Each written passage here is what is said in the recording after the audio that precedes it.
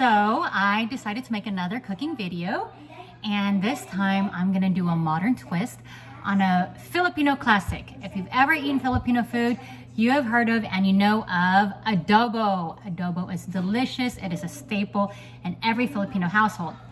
So now what I do differently though, like I said, I'm gonna do a modern twist on a Filipino classic. And this is it right here, my Columpino. No, I'm just kidding. Okay, you gonna be in my cooking video? No. All right. Because Well, you're already in it. Say hi to the people. Hi, people. Okay, That say I bye. don't know. And then I'm gonna go back later to help my mom when I'm done with a FaceTime call for a story. Say bye. Bye. Okay. So, I'm kidding. That's my other Filipino. Anyways, okay. So I'm gonna do a modern twist on a Filipino classic called adobo. And I call this my faux adobo. And let's get started. All right, so first things first, you're gonna saute some onion and garlic. I start with coconut oil, again, because I love coconut oil and it adds a really good depth and taste to the adobo. And all adobo needs a lot of garlic. So, I'm gonna start with sauteing some onion. All right. My garlic, okay. Now my garlic, I do the same thing. I just close the garlic and I just mash them with my rock that my papa gave me. And you just saute this a little bit. Adobo is so easy to cook. It's so simple.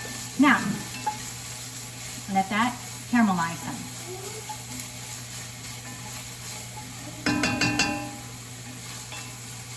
And then you get your chicken. So I'm gonna make chicken adobo.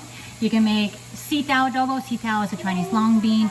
You can make, I don't know if you can make beef adobo. I haven't tried that. Everybody always like either. I like making sitaw or chicken. Oh, my cousin Jeannie, she makes a great salmon adobo and oxtail adobo. Those are really good. So I'm gonna use chicken. Let me get the chicken from the sink. And I'm back again. So the chicken that I use skinless, boneless chicken thighs. Why? Because people don't like to get their hands dirty. So I don't use anything with bones, and skinless so that it's less fatty. I'm just dump that in there. All right. No. Because I touched raw chicken, so I gotta wash my hands real quick.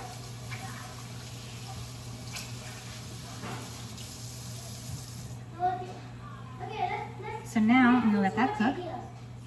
And here's the trick, okay?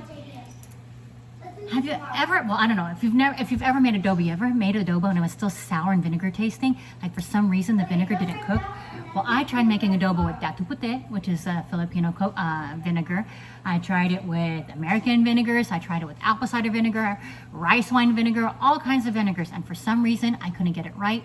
If you're one of those special people who can make adobo with one of those kind of vinegars and it tastes good, amazing, good for you. Me, I failed each and every time.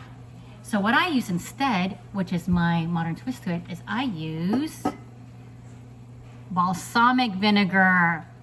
Now I bet you're thinking to yourself, balsamic vinegar, that's for salads. Well, guess what? It is also for adobo. And here's the thing, it's a little sweet, but it cooks every time. So you don't end up with a sour vinegar tasting adobo. You get something that tastes like adobo. And I use my proportions a little differently. I was always told that you have to use 1 to 1 to 1 vinegar, soy sauce, and water. I put a little bit less vinegar and soy sauce, and I put more water. It just works that way for me. And from that way, I'm able to make delicious adobo reliably every time. So right now for this portion sizes, I'm gonna use a 4th cup of apple cider vinegar. A 4th cup of balsamic vinegar, a 4th cup of soy sauce, and then 2 cups of water. Now, I'm gonna show you another little trick. If you don't want to use soy sauce, I'm gonna show you something else. So let's put the balsamic vinegar.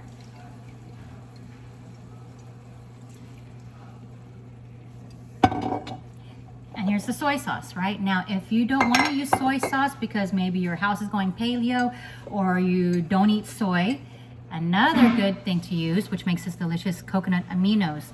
Coconut aminos has less salt than the regular soy sauce, and you don't get the soy. And it still tastes really good. So I'm gonna use coconut aminos because this one's gonna be for my Sunshine girl, my junior, who's not eating soy sauce anymore. I already made an adobo earlier today, right before this, with regular soy sauce, so that you could see how it looks. But it's the same thing. Mommy, so can I help you? You're gonna help me? Yeah. All right. So now I got a helper. I got my sous chef, Federico. Federico, come here. I need my stuff, Joel. I need you to fill this up with water 2 times in a row. Okay? And Yes. then when it's 2 times in a row, where do I put it? You put it in here. So fill it up with water, put it in here. Fill it up with water, put it in there. Which one? This one? Whichever one. And then another thing to adobo is you put bay leaves. So I just toss in the bay leaves.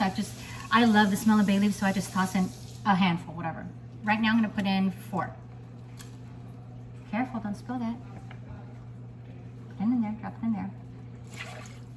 Another trick to adobo is that you do not stir it as the vinegar is cooking. Don't stir it. If you stir it for some reason, I don't know if it's true or not. I never did the science experiment to check, but I was told that if you stir it before the vinegar's cooked, the vinegar will never cook and it'll always just taste sour. So I just toss everything in there, put a lid on it, and then wait till the chicken's cooked. Does it work? It works. Okay, good. Okay, good. Now one more ingredient that I like to put in is chicken bouillon. Right? So I use a liquid chicken bouillon. I'm going to explain to you why. This adds a depth to the adobo, a taste to the adobo, that where it doesn't just taste like sauce. It makes it taste really good. So, and I like to put a good heaping tablespoon of it. If you want more flavor, put more. If you want less flavor, you can put less. But I've never had anybody ever say it didn't taste good with it. Okay? I like adobo, so. You like it? Do you like my adobo, Federico? Yeah. Is my adobo good every time? Yeah. Yeah. All right. Now, this is the chicken bouillon I use. He said my sister's is a little better. No. Oh, whose is better? Oh, he said Lupe's. No. Who? Oh, Ata's adobo? Yes. Your Ata's adobo? Oh, his Ata's adobo is better than mine. Ah! All right. Gotta learn her ways too. Okay, so I use this chicken bouillon. It's organic, it's simple ingredients, right? And let me tell you why. Here's Knorr's, which is the common chicken bouillon that everybody uses. Has 18 different ingredients in it. Some of them really weird stuff that are difficult to say. The first ingredient is salt. So the most abundant ingredient in there is salt. The second most abundant ingredient in Knorr's chicken bouillon is MSG. If you don't know what MSG is, you gotta look it up, monosodium diglutamate. Anytime now, every time I get it, I get a headache and get sleepy. Some people can eat it and have no problems. Me, I'm not one of those. Yeah. Then the third most ingredient is potassium chloride. Hold on, honey. Is potassium chloride, then cornstarch, then palm oil. This is supposed to be chicken bouillon. There's no chicken in the first 5 ingredients. Then it's powdered cooked chicken, sugar, natural flavor, doesn't even say what the natural flavor is, chicken fat, silicon dioxide, which is to prevent caking, disodium guanylate, don't know what that is, disodium inosinate, caramel color that contains sulfites. Thank you, honey. The caramel color contains sulfites. Sulfites are terrible. Maltodextrin, dehydrated parsley, citric acid, turmeric for color, paprika, oleoresin. That's your Knorr's chicken bouillon. This chicken bouillon, right? This better than bouillon, organic reduced sodium chicken bouillon has 1, 2, 3, 4, 5, 6, 7, 8, 9, 10, 11 ingredients, okay? Roasted, and it's all organic. Roasted chicken, maltodextrin, salt, chicken stock, cane sugar, food starch, yeast extract, onion powder, garlic powder, turmeric, and natural flavor. That's it. You can add this to anything and it will taste delicious. So now we're just letting, everything's just boiling, and you just put a lid on it. Oh, let me get the lid. And now can I talk? 1 second, let me put the lid on it first. Do you want to put the lid on it? Sure. Okay, careful, it's Wait, heavy, right? This isn't a lid. This is the lid for this pan. That's weird. It is, it's a double pan. So the lid can also be used for cooking. And then that's it. You just let it boil until it's cooked. I already made some adobo earlier, so I'll go get the camera and show you a picture of that. Fetty, is there anything you want to say? Yeah. Well, we're gonna soon make a video of us making jelly, and we're gonna make jelly. They're delicious. Every single time when I make jelly, everyone eats them, and I never have time to eat mine. But yeah, the strawberries I don't really like, but yeah. All right, so then our next video will be me and Fetty, or Fetty and I, making one of his favorite jellies. And let me show you this adobo that I already cooked from earlier. And this one I use soy sauce for the rest of the house. Voila! not that bad. Voila, look. Not that bad. Okay? Wait. Let me show you the adobo. Let me show you the adobo where I just started it. And you'll see, look how dark it is. I mean, under the bubbles, you can see how dark it is because the balsamic vinegar hasn't cooked yet, right? If you look under the skimming on the top. Don't drop your phone. But if you look right here, look how a nice caramelly cream and golden color is. That adobo. Because the balsamic vinegar has cooked. Balsamic vinegar is almost black, but after it cooks, it's good. So, you want to make great tasting adobo each and every time? What do you use? Balsamic vinegar. Yep. Say bye. Bye bye.